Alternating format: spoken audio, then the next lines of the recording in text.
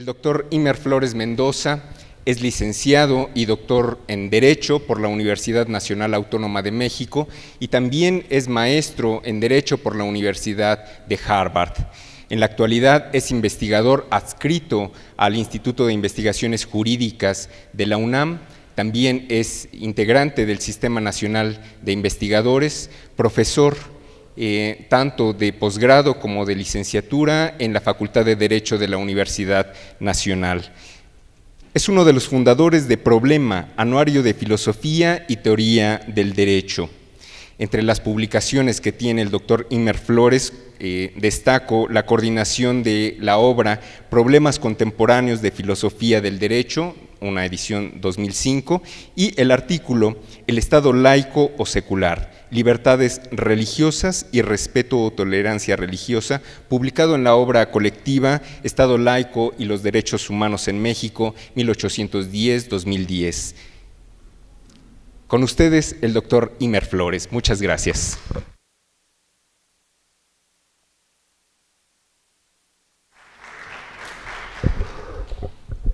Buenas tardes. Ofrezco una disculpa por la demora.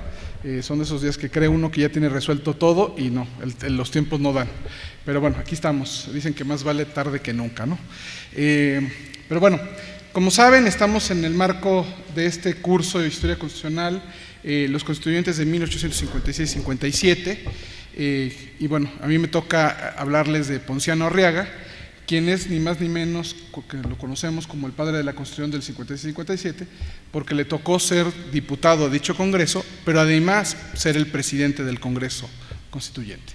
Y en funciones de presidente del Congreso Constituyente también fungió como el presidente de la Comisión de la Constitución, que era la que se encargó de presentar el proyecto de Constitución. Entonces, en ese sentido, no es un personaje menor, es un personaje, creo yo, muy relevante para la Constitución del 56-57, como toda una playa de mexicanos que estuvieron en ese constituyente. A mí me parece que él, sin duda alguna, creo que cobra una relevancia especial, insisto, como todos, que quizás no estoy diciendo algo nuevo. A mí sé yo que en lo personal me parece él muy relevante. Yo sé que a todo el mundo le suena Francisco Zarco por el tema de los debates, pero yo creo que Ponciano Arriaga ahí cumple con una función muy importante, pues ni más ni menos que ser el que le tocaba presidir las sesiones entre esa playa de personajes. Entonces creo que eso ya nos dice un poquito de los méritos.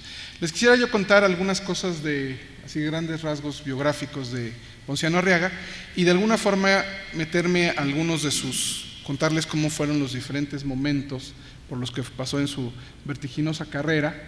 Él muere relativamente joven, pero bueno, y ciertamente centrarnos en el periodo del Constituyente, donde él es el autor de este célebre voto sobre la propiedad privada. Y es un voto muy, muy relevante sobre el cual quisiera leer algunos parrafitos. Entonces, con su venia al rato lo leeríamos. Pero bueno, regreso a la parte de los datos biográficos, si quieren unas pequeñas pinceladas, pero bueno, va ahí la idea. José Francisco Ponciano Arriaga nació en la ciudad de San Luis Potosí el 19 de noviembre de 1811. Fue el penúltimo de los 6 hijos de Bonifacio Arriaga y de Dolores Tranquilina de Leija, quien al fallecer su madre cuando tiene 4 y su padre 9, queda huérfano, pero el coronel retirado Félix Herrera, marido de su hermana, se hace cargo de él. Aprendió sus primeras letras conforme a la usanza de la época en su casa. Después concluyó sus estudios básicos en la escuela del diácono don José Antonio Rodríguez. Luego realizó sus estudios preparatorianos en el convento de San Francisco y finalmente, al inaugurarse el Colegio Guadalupano Josefino, el 2 de junio de 1826, ingresó a la primera generación de estudiantes de Derecho que habrían de egresar del citado colegio, del cual se recibió el 14 de enero de 1831 con tan solo 19 años. Murió en esa misma ciudad natal de San Luis Potosí el 12 de julio de 1865. Permítanme hacer un breve paréntesis. Nótese que ese día coincide con el día que celebramos a los abogados en México. El Día del Abogado se celebra desde el 1960, y la explicación de por qué tiene que ver más bien con la fecha en que se dicta la primera cátedra de Derecho en lo que es hoy la Universidad Nacional Autónoma de México. Pero de todos modos me parece un dato curioso que muriera un Día del Abogado siendo, como les decía yo, abogado. obviamente con un poquito más de un siglo, menos de un siglo de que se empieza a festejar. En vida se casó en primeras nupcias con Petra Álvarez, con quien tuvo un solo hijo, Mauricio, y en segundas nupcias con Rosario González, con quien tuvo Agustín, Ponciano, Adolfo y Micaela, y tuvo además 2 hijos fuera de matrimonio, Ignacio y Zenobia, a quienes reconoció con todo su nombre y sus derechos. En 1900, a instancias de la Cámara de Diputados, sus restos fueron exhumados del Panteón Vernáculo de Guadalupe para trasladarlos a la capital e inhumarlos en la Rotonda de los Hombres Ilustres. Asimismo, la idea era inscribir su nombre con letras de oro en el propio recinto legislativo, lo cual no se concretó sino hasta el término de la Revolución de 1910, cuando el diputado Antonio Díaz Soto y Gama, martillo y cincel en mano, hace saltar las letras con el nombre de Agustín de Iturbide, para en su lugar ponerlas de Ponciano Arriaga. Entonces, estos son sus datos básicos biográficos. Ahorita les cuento algo más de lo del tema con Agustín de Iturbide. Él inicia su carrera como abogado y como abogado de indígenas. Junto a Pablo de Cuadriello, el 14 de octubre de 1830, resolvieron el celebérrimo laudo extendido por los jueces árbitros y amigables componedores nombrados en el expediente que la villa de Montecillo ha girado contra el convento del Carmen, en el sentido, así es el sentido del laudo, de otorgar a los indígenas una porción de tierra que demandaban de los carmelitas. Y el 6 de abril de 1831 extendieron otro laudo en el cual ratificaron su laudo original. Como verán, ya de entrada sabemos, yo ya les dije que es el padre de la Constitución, pero podríamos decir que también es el primer abogado de indígenas. Después entra en este periodo de 1832 a 1834, en este proceso del centralismo, federalismo del debate, del lado de los federalistas, como secretario de campaña de Esteban Moctezuma. Yo sé que el nombre le suena hoy en día, pero básicamente es un antecedente del mismo Esteban Moctezuma. Y él, en esas labores de secretario de campaña, pues le toca ser militar de alguna forma. Entonces también pasa por otra de sus múltiples facetas, la de haber sido militar en un primer momento en esa época, y luego le encargaron en algún otro momento que también se encargara de las fuerzas del orden.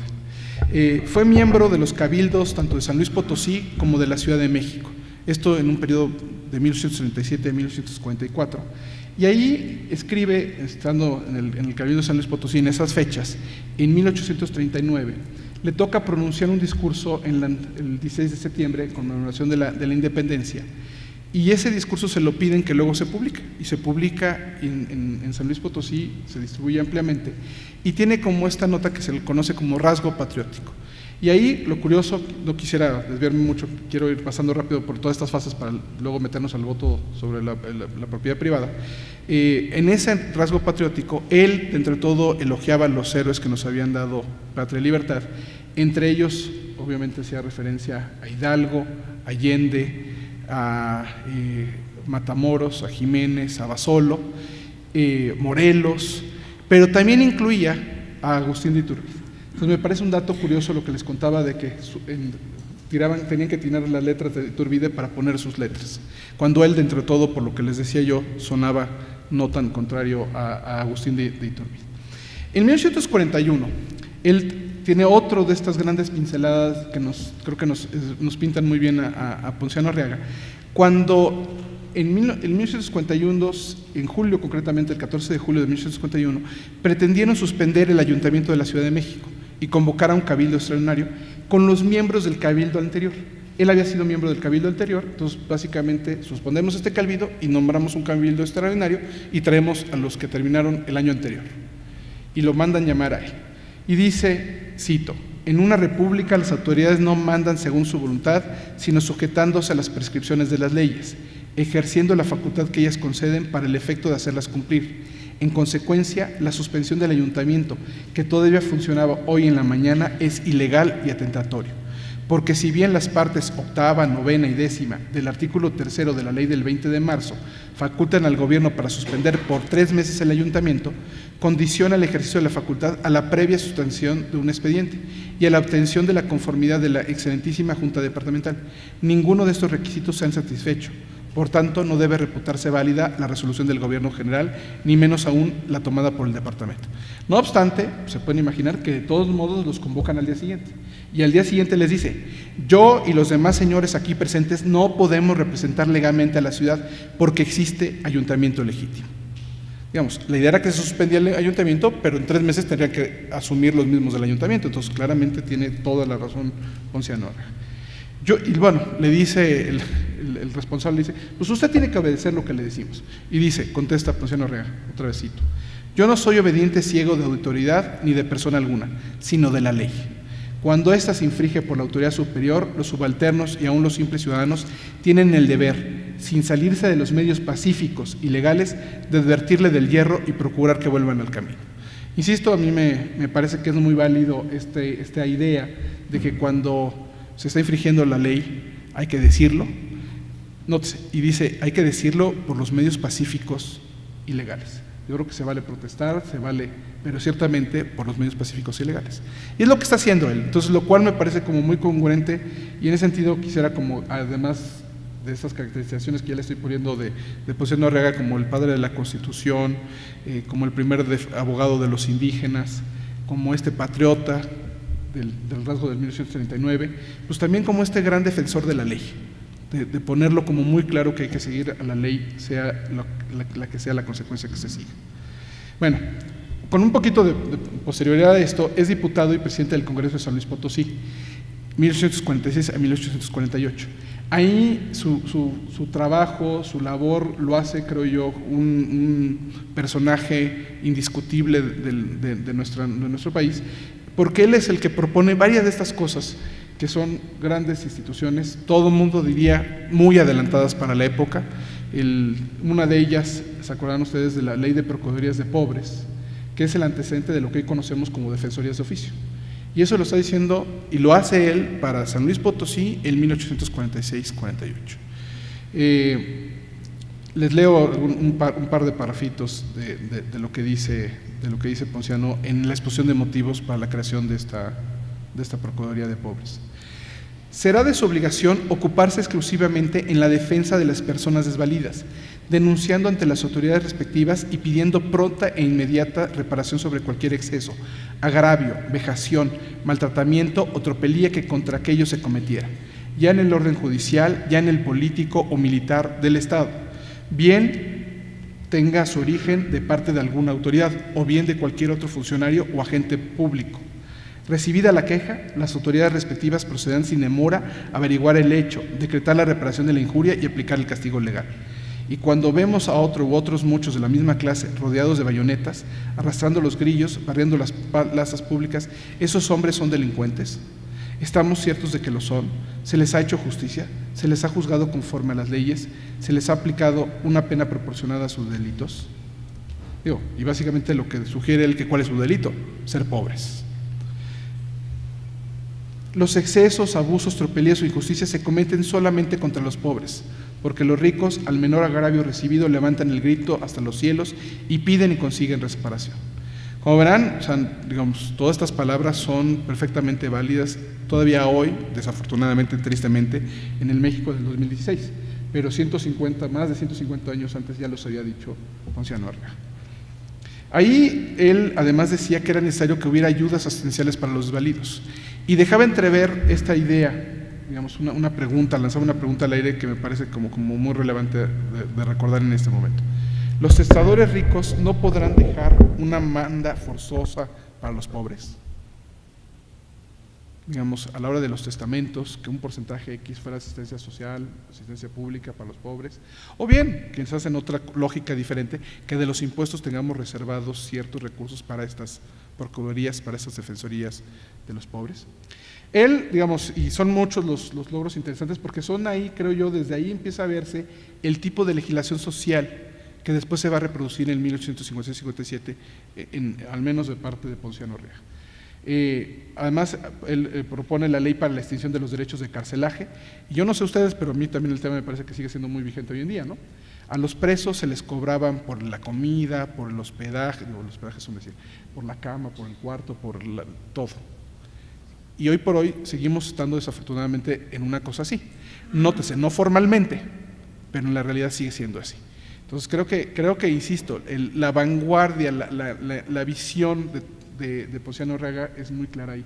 No sé si ustedes lo piensen igual, lo coincidan en la visión, pero la primera pena es meterlos a la cárcel, pero esa pena sigue trascendiendo, aunque se supone que no son trascendentales, trasciende porque afecta a toda la familia, y en lugar de que todo el mundo tenga que estar en la cárcel, y sobre todo pensando en los pobres, que su único delito es ser pobres y no tener defensa, pues parece que es una pena bastante más trascendental, y me parece que la extendía, o veía que se extendía al hecho de que además tenían que pagar derechos de carcelaje. Asimismo, él es el primer impulsor de una ley de escuelas y talleres penitenciarios, que los presos en las noches, en los aposentos contiguos a la cárcel, se les enseñara, se les formara, se les diera un oficio. Y esto, como saben, es una idea que, digamos, digamos, diferentes de estas ideas, como verán, son ideas que se fueron recogiendo poco a poco en nuestra historia constitucional, y bueno, insisto, todavía formalmente están ahí, en la realidad quizás todavía nos falta todavía, pero al menos la parte de la idea, de la intuición, se la debemos a Ponciano Arriaga. Bueno, él fue diputado en el Congreso General, 1848-49, senador 50-52, ocupa en el gobierno de Mariano Arista temporalmente es ministro de Justicia y Negocios Eclesiásticos, un periodo muy breve del 52 al 53, no llega ni a un mes, regresa a ser senador, a la caída de los liberales, en una primera etapa, se ve refugiado como periodista en el Monitor Republicano, el cual, como saben, era una de esas voces críticas que permanecieron, y bueno, al final de cuentas tiene que irse al exilio, y en Nueva Orleans está exiliado junto a ni más ni menos que Benito Juárez, Melchor Ocampo, Guillermo Prieto. Entonces, entre ellos, como saben, son los que van fraguando lo que a la larga será el Plan de Ayutla, en el cual los liberales nombran una junta de representantes con Valentín Gómez Farías a la cabeza y designan como presidente interino a Juan Álvarez, quien en dicha calidad nombró gabinete, y lo nombra a Ponciano Arriaga ni más ni menos que ministro del Interior, el equivalente al secretario de Gobernación. Entonces, yo creo que eso otra vez sigue siendo un dato muy importante. Y ya una vez que se instaura el gobierno, la presidencia sustituta de Ignacio Comonfort, y que se reúne el Congreso, pues lo nombran diputado del Congreso Constituyente. Y es electo por 8 de las entonces entidades federativas, ¿no? Una votación muy prodigiosa en su favor. Y ya ciertamente como diputado del Congreso Constituyente es presidente del Congreso mismo y de la Comisión de la Constitución. Y ahí, obviamente, al rato regresamos a su voto particular sobre la propiedad privada, pero ahí también pronuncia otros votos que también son muy relevantes. Uno sobre la libertad de cultos y otro sobre la supresión de comandancias generales y principales. El de sobre la libertad de cultos, básicamente él se queja de alguna forma de que siendo un país católico, la tendencia de los liberales hubiera sido, digamos, para su gusto, le sonaría demasiado jacobina, ¿no? Demasiado persecutoria de los católicos, pero bueno, él básicamente insistía en la importancia de defender la libertad de cultos, y ciertamente como que dejaba entrever un papel o un lugar importante para la Iglesia Católica, que como saben, pues no fue el resultado final. Entonces ahí en ese debate, en esa discusión, pierde. Se queda con su voto particular sobre la libertad de cultos, y de alguna forma un tanto, creo yo, dolido de que no se hubiera reconocido la importancia de la libertad religiosa con un énfasis especial en la Iglesia Católica. Pero bueno, quedó, como saben, la libertad de cultos, la libertad religiosa, sin ese énfasis en ligar al Estado con la Iglesia Católica. Él, entre 1861 y 63, como saben, en pleno periodo turbulento, con dos gobiernos, el gobierno, de hecho, la sede de los poderes federales del lado liberal se manda a San Luis Potosí. Bueno, él sigue siendo diputado en el Congreso General, lo nombran gobernador interino del estado de Aguascalientes, y luego, curiosamente, al final de cuentas, gobernador del Distrito Federal. Gobernador del Distrito Federal. Y ahí otra vez le encargan que él dirija la Guardia Nacional desde el gobierno del Distrito Federal. Él ya para 1861 ya se siente enfermo, escribe por ahí un testamento moral, deja un testamento moral. En ese testamento moral deja entrever esto que les decía yo de su visión un tanto influida por sus creencias religiosas, por sus convicciones religiosas. Y ahí concretamente les leo un par de parrafitos del testamento moral. Dice: amé pues a la humanidad, al pueblo, a la familia, en ese sentido. Creí que la humanidad debía caminar en su engrandecimiento y progreso, guiada por el Espíritu de Dios, y formé la serie de mis ideas políticas sobre la base de la fe. ¿A quién se puede amar en el verdadero sentido de esa palabra sino a Dios? El amor de la humanidad, el de la familia, el del prójimo, si no es desinteresado, si no es puro, si no se refiere a Dios, no es amor. Es interés o cariño, afecto, hábito, contemporalización, todo lo que se quiera, pero no es amor. Como verán, digamos, insisto, en una persona muy creyente, lo había dicho muy de pasada, se había formado en escuelas un tanto religiosas, y en San Luis Potosí también una sede bastante católica. Pero bueno, de alguna forma creo que sí podemos pensar que eso nos da un poco el sentimiento o la explicación de por qué esa convicción de defender a los indígenas, de defender a los pobres, como una convicción muy clara, entendida a partir, creo yo, del principio de caridad católica, caridad cristiana, pero creo que él lo lleva más allá de una simple vocación como católico, sino que lo lleva como una convicción personal de que eso es lo que se tendría que hacer. Él, como saben, en el Constituyente del 56-57, los derechos humanos son ampliamente reconocidos. No nada más, como luego dijo la del 17, otorgados, ¿no?, sino que eran reconocidos, se le reconocía a la gente que tenía esos derechos. De alguna forma, como reconociendo esa convicción como del derecho natural, ¿no?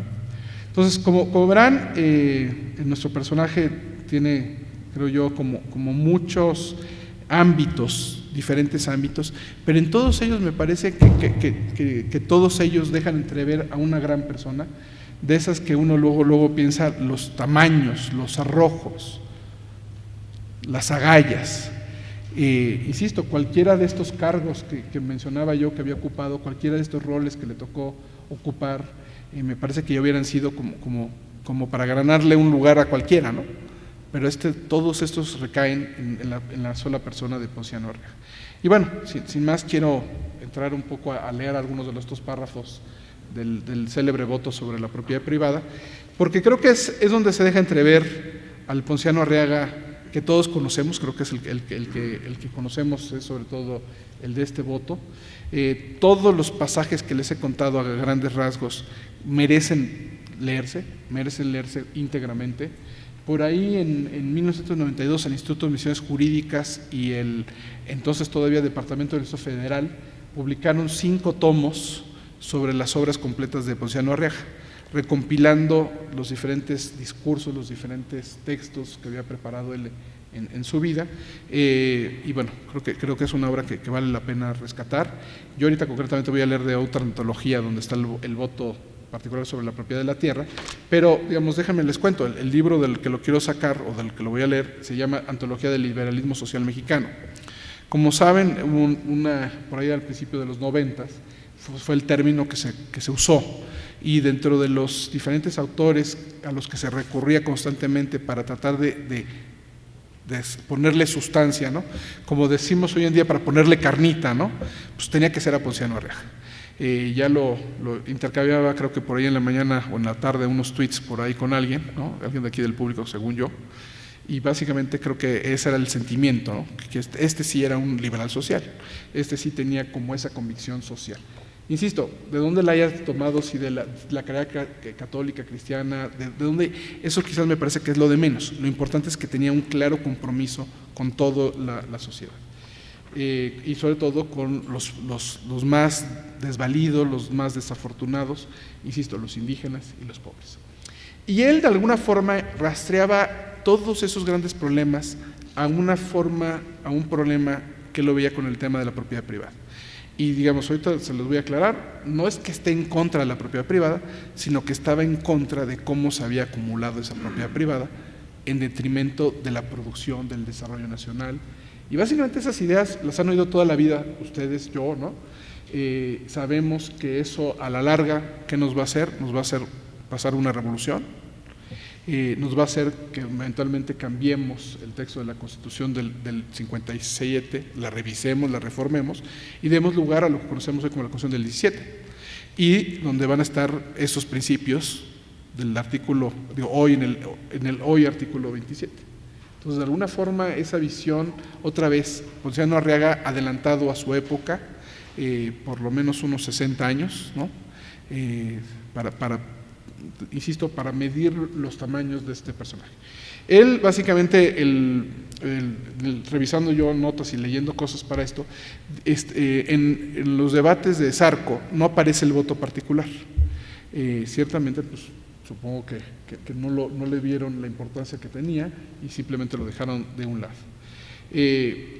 Pero Ponciano Arriaga insiste en la importancia de su voto particular y entonces leo los dos primeros párrafos con los cuales comienza. En la parte expositiva del proyecto de ley fundamental leída al Soberano Congreso en la sesión del 16 del corriente, se ha manifestado que, sin embargo, de no haber creído conveniente dar lugar en el cuerpo del dictamen a mis ideas y proposiciones, que tenía por objeto remediar en lo posible los grandes abusos introducidos en el ejercicio del derecho de propiedad, no por eso la Comisión consideraba inútil analizarlas y fundarlas. Los más crasos errores proceden siempre de un principio de verdad, que solo una discusión libre y franca desenvuelve, poniéndolo en su verdadero punto de vista. Entonces, básicamente no lo incorporaron, pero de alguna forma sí lo discutieron, y sobre todo él apela aquí a esta idea, creo que muy importante, de que hay que apelar a la verdad, pero la verdad no sale sola, sino que la verdad tiene que salir del debate y de la discusión libre y franca de las ideas. Y bueno, segundo párrafo, ¿no? Tengo pues la obligación de cumplir con la promesa a que se refiere el dictamen y tengo al mismo tiempo la necesidad de presentar mis pensamientos a la luz clara de la opinión pública, al examen del pueblo y de sus representantes, para evitar toda interpretación siniestra. He tenido siempre por sistema de conducta decir la verdad ingenuamente y no prescindiría de mi principio cuando se trata de los más graves intereses de la República y cuando mi conciencia me dice cuál es mi deber.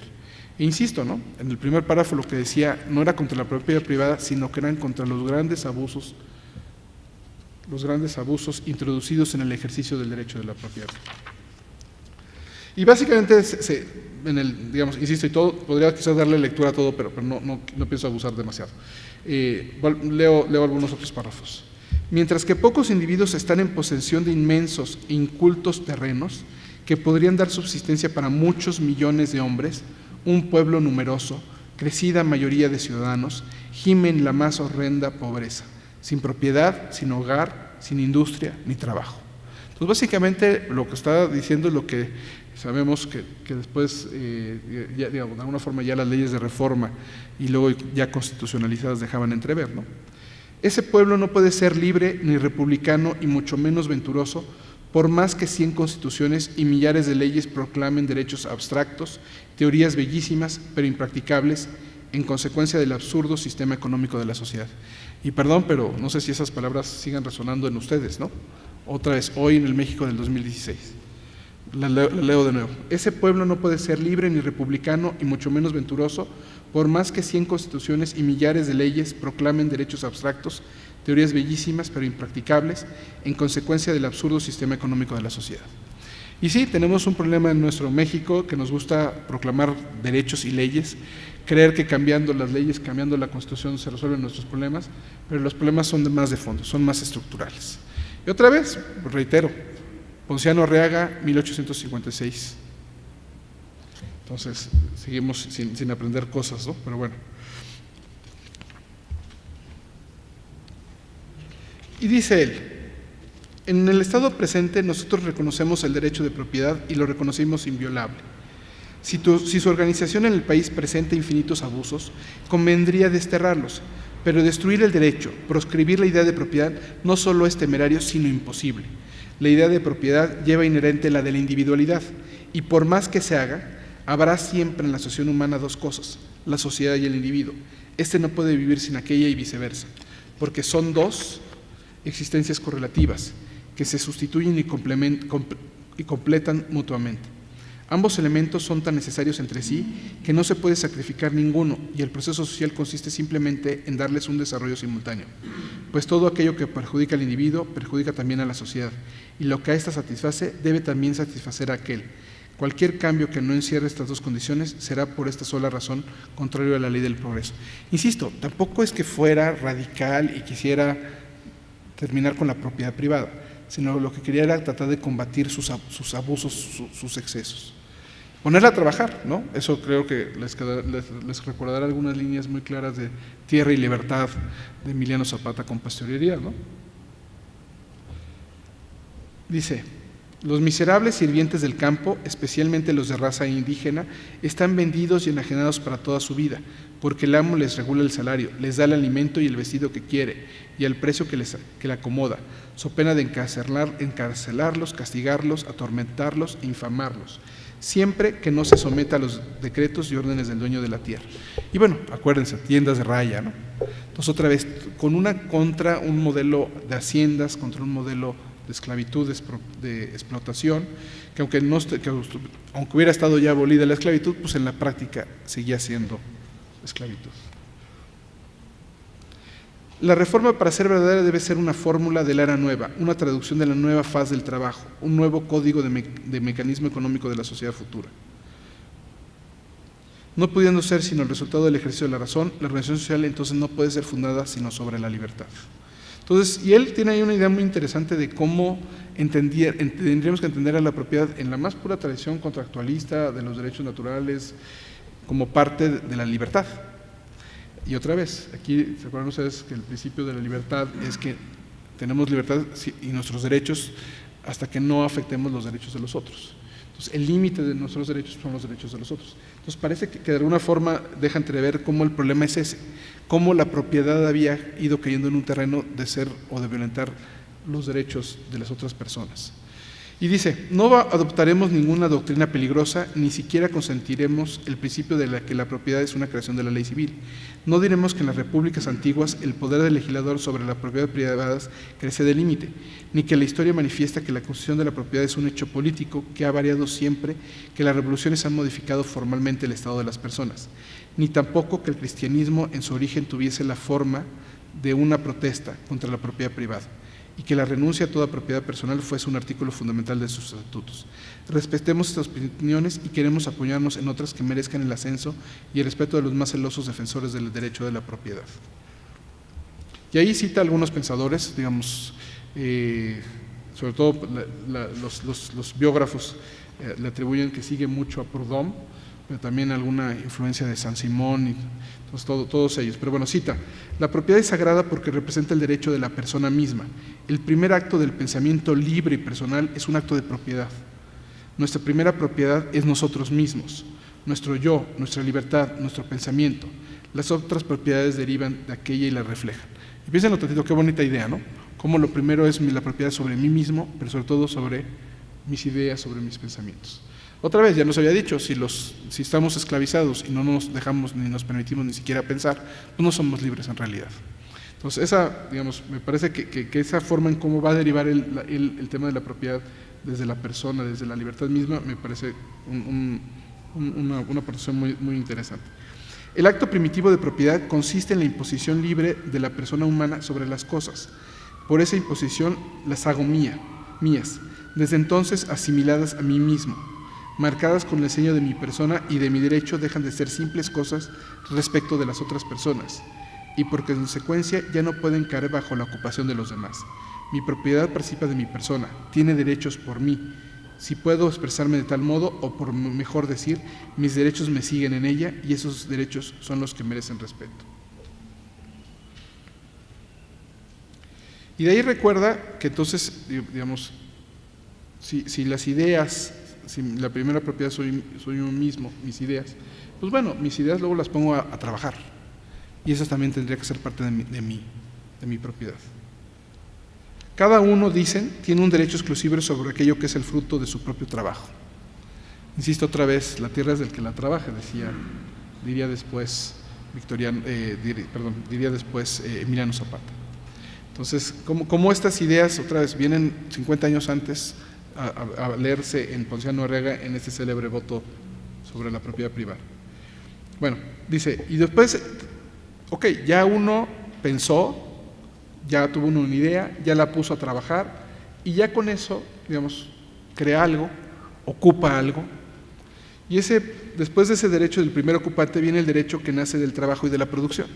Entonces primero tengo como un derecho de ocupación y después un derecho de trabajo y uno de producción. El trabajo y la producción no constituyen, sino que confirman y desarrollan el derecho de propiedad. La ocupación precede al trabajo, pero se realiza por el trabajo.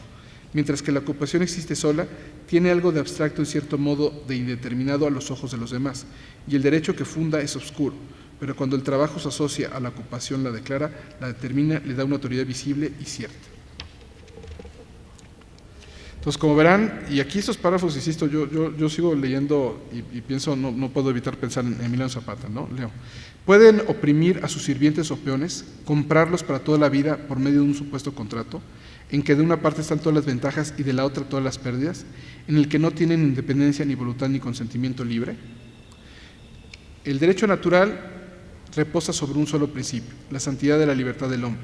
El respeto a la libertad se llama la justicia. La justicia confiere a cada uno el derecho de hacer todo lo que quiere, con la reserva de no atacar el ejercicio del derecho de otro. El hombre que al ejercer su libertad violase la libertad de otro, faltando así a la ley misma de la libertad, sería culpable.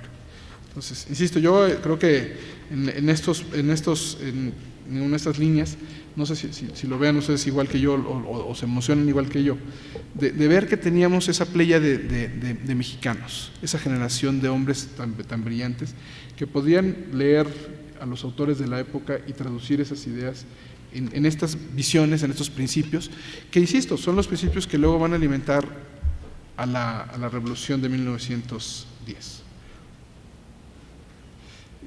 Por ahí se cita también a alguien que hemos citado mucho en estos cursos, a Francisco Servando Teresa de Mier, dice: dichosa América si sus leyes se observasen o se hubiesen observado. Es un problema, creo yo, que todavía tenemos muy claro de que no nos preocupamos por aplicar las leyes, ¿no?, sino por cambiarlas o reformarlas. Si las observáramos, creo que tendríamos un mejor escenario.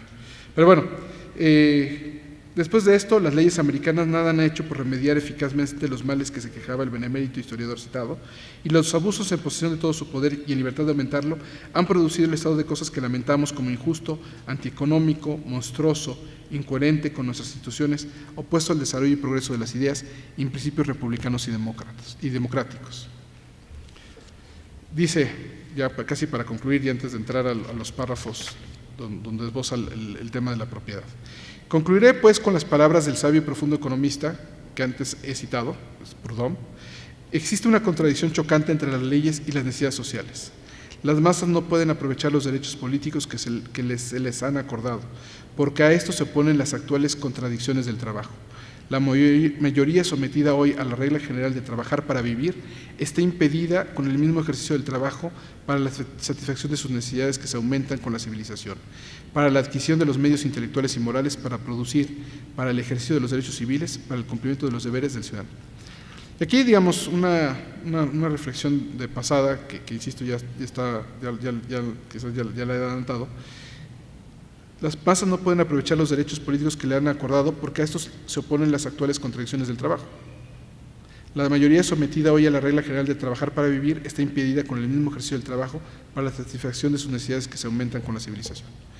Insisto con esta idea y en ese sentido los quiero felicitar porque dentro de todo de estas palabras, ¿no?, de que estamos condenados a trabajar para vivir y no tener tiempo para pensar y reflexionar, pues bueno, encuentren los espacios para pensar y reflexionar, para tomar estos cursos, para oír los pensamientos de estos constituyentes y bueno, y para reflexionar sobre qué es lo que podemos todavía hacer o mejorar.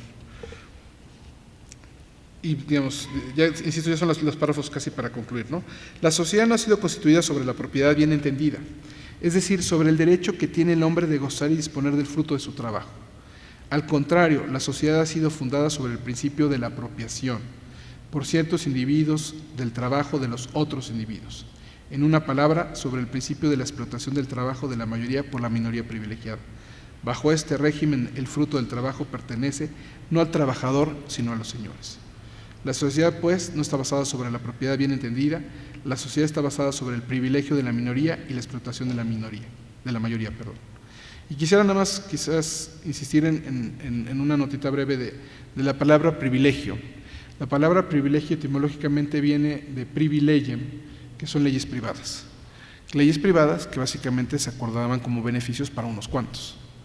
Entonces, el problema o el reto siempre cuando oigo la palabra privilegios es que por definición estaban dados para unos cuantos. Y ahí lo interesante, el reto siempre había sido tratar de extender esos privilegios a todos, no nada más a la minoría, sino a la mayoría. Y eso es lo que está diciendo Ponciano Arriaga con su célebre voto sobre la propiedad privada, que la propiedad privada sea para todos, que a todo mundo le demos o sea el fruto de su trabajo y que podamos gozar y disponer de ese fruto, ¿no?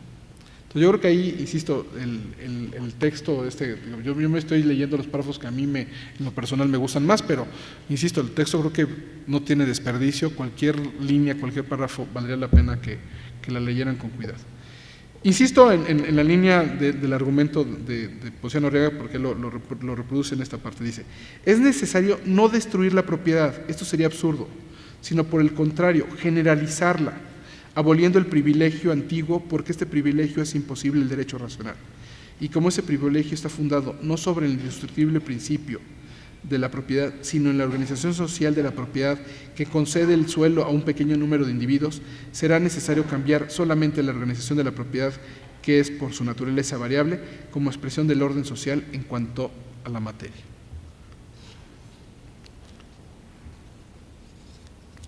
Antes de enunciar a sus 10 principios, dice Ponciano Arriaga, que mis proposiciones se aprueben o no, que merezcan la honra de la discusión o las burlas y los dicterios de la crítica y la calumnia, mi objeto capital es dejar satisfecha y tranquila mi conciencia. Y déjame hacer un breve paréntesis aquí con una idea que siempre he encontrado como muy sugerente. Esta es una idea de Max Weber cuando habla de la ética. Dice que hay dos tipos de ética, la ética de la responsabilidad y la ética de la convicción. A mí me queda claro que la ética de la responsabilidad es una ética como más institucional, ¿no? Y pienso en Ponciano Arriaga, cuando como diputado, como al Congreso local, al Congreso General, como miembro del Cabildo de la Ciudad de México, de San Luis de Potosí, cómo siempre actuaba con esa responsabilidad, con una ética de la responsabilidad. Pero aquí sobre todo, insisto, en el caso concreto del voto sobre la propiedad privada, creo que apelaría yo más bien a una lectura de su ética de la convicción de decir lo que había que decir, de tratar de que las ideas, cuando son las ideas correctas, prevalecieran por aquellas ideas que eran las incorrectas. Y no obstante, estaba yo creo que él mismo ya dejando entrever que sabía que no iba a contar con el apoyo, no contó con el apoyo que no lo pusieron en el proyecto. Simplemente le dijeron que lo leyera ya en las sesiones del Congreso para que los demás supieran cuál había sido un punto de disenso. Y bueno, sus proposiciones, las 10 proposiciones que hace Ponciano Arriaga sobre la propiedad, dice: primera, el derecho de propiedad consiste en la ocupación o posesión teniendo los requisitos legales, pero no se declara con firme y perfecciona sino por medio del trabajo y la producción. La acumulación en poder de una o pocas personas de grandes posesiones territoriales, sin trabajo, cultivo ni producción, perjudica el bien común y es contraria a la índole del gobierno republicano y democrático. Segunda, los poseedores de fincas rústicas que tengan una extensión mayor de 15 leguas cuadradas de terreno para ser reconocidos ante las leyes del país como perfectos propietarios deberán deslindar y cultivar sus territorios, acotándolos y cercándolos por aquellos rumbos que estén en contacto con propiedades ajenas o caminos públicos. Sin estos requisitos no tendrán derecho a quejarse de daños causados por los vecinos o transeúntes, o por caballerías o ganados que se apacienten en la comarca, ni a cobrar cosa alguna por los pastos, montes, aguas o cualesquiera otros frutos naturales del campo. Tercera, si después del término de un año permanecieran sin cercado, incultos u ociosos algunos de los terrenos de que habla el artículo precedente, causarán en favor del erario federal una contribución de 25 al millar, sobre su valor verificado por peritos que nombre el gobierno. En caso de no pagarse con puntualidad esta contribución, se irá capitalizando sobre el mismo terreno hasta que se extinga su justo precio. En este caso, el causante estará obligado a otorgar una escritura de adjudicación en favor de la Hacienda Federal.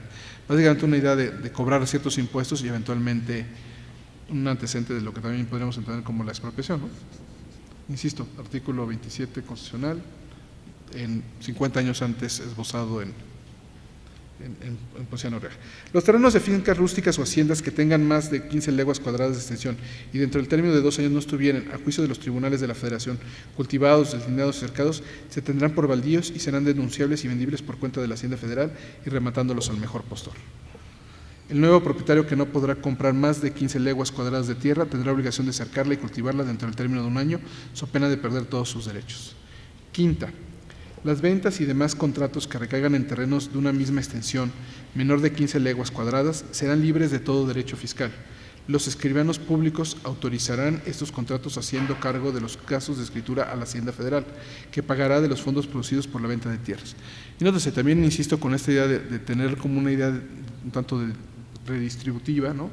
De diferenciar las de más de 15 leguas a las de menos de 15 leguas y ver a cuáles tiene que pagar los derechos, quién tiene que pagarlos. Entonces, un rol ahí, insisto, que volviendo a la idea del liberalismo social, como una idea clara de que tendría que entrar la Hacienda Federal a subsidiar a ciertas personas, y en ese caso no eran necesariamente los más ricos, ¿no? Sexta, el propietario que por cualquier contrato o causa quisiera acumular mayor extensión que la de 15 leguas cuadradas de terreno, pagará por una vez al erario de la Federación un derecho de 25% sobre el valor de la adquisición que exceda de aquella base. El derecho de retracto o tanteo queda limitado a solo aquellos que no sean propietarios de terrenos o a los que siéndolo tengan menor cantidad que la fijada en los artículos anteriores. Séptima, quedan abolidas las vinculaciones de toda especie, las mejoras de tercio y quinto, los legados testamentarios y las sustituciones que consisten en bienes territoriales, y excediendo de la base fijada, se hagan en favor de una sola persona. Quedan prohibidas las adjudicaciones de terrenos a las corporaciones religiosas, cofradías o manos muertas. La ley fijará las penas que deben imponerse a los contraventores. Bueno, eso también ya, como saben, leyes de la Reforma, ¿no? Siempre que con una nota, las leyes de la Reforma no se constitucionalizan en este momento, sino que se constitucionalizan en 1873. Entonces, lo cual, insisto, también deja entrever que Ponciano Arriaga tenía claro que había que llevarlos a la Constitución y no dejarlo nada más en las leyes de reforma. De otras, ahí se adelanta, por lo menos por 15 años, al Congreso General. Siempre que en la vecindad o cercanía de cualquier finca rústica existiesen rancherías, congregaciones o pueblos que a juicio de la Administración Federal carezcan de terrenos suficientes para pastos, montes o cultivos, la Administración tendrá el deber de proporcionar los suficientes, indemnizando previamente al anterior legítimo propietario y repartiendo entre los vecinos o familias de la congregación o pueblo solares o suertes de tierra a censo eufitéutico o de la manera más propia para que el erario recobre el justo importe de la indemnización. Insisto, aquí ya está más explícita la idea de la expropiación y la previa indemnización. Novena, cuando dentro del territorio de cualquier finca rústica estuviese abandonada alguna explotación de riqueza conocida o se descubriera y denunciara cualquier otra extraordinaria, los tribunales de la Federación podrán adjudicar el derecho de explotarla y hacerla suya a los descubridores y denunciantes, y fijar lo que la Hacienda Federal deba pagar al propietario por justa indemnización de los terrenos con respecto a la riqueza de explotación denunciada o descubierta. Quedan extinguidos los monopolios para el paso de los puentes, ríos y calzadas, y no hay obligación de pagar sino las contribuciones establecidas por las leyes del país. El comercio y la nuestra industria no podrán ser cortados por los propietarios de fincas rústicas dentro del territorio de ellas. Los habitantes del campo que no tengan un terreno cuyo valor exceda de 50 pesos quedan libres y exentos por el espacio de 10 años de toda contribución forzosa, del uso del papel sellado en sus contratos y negocios, de costes procesales en sus litigios, de trabajos en obras públicas, aun en el caso de sentencia judicial, de todo derecho de estola y obvenciones parroquiales, tengan la denominación que tuvieren, y de todo servicio o faena personal contrario a su voluntad, exceptuándose la ejecutiva aprehensión de los malhechores. El salario de los peones y jornaleros no se considera legalmente pagado ni satisfecho, sino cuando lo sea en dinero efectivo. Para dirimir todas las contiendas es indispensable siempre un juicio en forma legal, y ningún particular puede ejercer por sí mismo coacción o violencia para reprobar su derecho ni para castigar una falta o delito. Me quisiera quizás detener brevemente con estas dos últimas líneas. Una, porque no sé si se ve como clara la idea de que esto ya venía quizás de alguna forma con lo que les leía antes de la Procuraduría de los Pobres. Entonces, y bueno, el otro párrafo o la otra línea de párrafos que me parecía que era muy relevante cuando hablaba él del respeto a las leyes y de los medios pacíficos, de los medios no violentos. Entonces, en ese sentido, bueno, vuelvo a leer esta última línea. Bueno, los dos últimos. El salario de los peones y jornaleros no se considera legalmente pagado ni satisfecho, sino cuando lo sea en dinero efectivo. Otra vez, versus las tiendas de redes. ¿no? Adelantando como otra vez esa idea. Y para dirimir todas las contiendas es indispensable siempre un juicio en forma legal y ningún particular, puede ejercer por sí mismo coacción o violencia para recobrar su derecho ni para castigar una falta o delito. Sala de Comisiones del Soberano Congreso Constituyente, México, 23 de junio de 1856. Entonces, bueno, yo insisto, 160 años atrás estaban esta playa de mexicanos, y en este caso concreto Ponciano Arriaga, poniendo el dedo en estas llagas que sigo pensando que todavía nos duelen hoy en día. Y bueno, eso como a grandes rasgos para dejarles el sentimiento de que sin duda alguna Ponciano Arriaga es un personaje importante dentro de los constituyentes, insisto, no solamente fue uno más de los constituyentes, sino que fue presidente del Congreso, presidente de la comisión que le toca redactar el proyecto, que ante la oposición de los demás redactores que no consideraron oportuno meter esto al texto, pues de todos modos va y lo presenta en el pleno y lo lee y nos deja creo, maravilloso legado para saber dónde estábamos en 1856 y desafortunadamente para ver dónde estamos todavía en el 2016. Bueno, lo dejo hasta ahorita por lo pronto aquí y estaré atento a sus preguntas.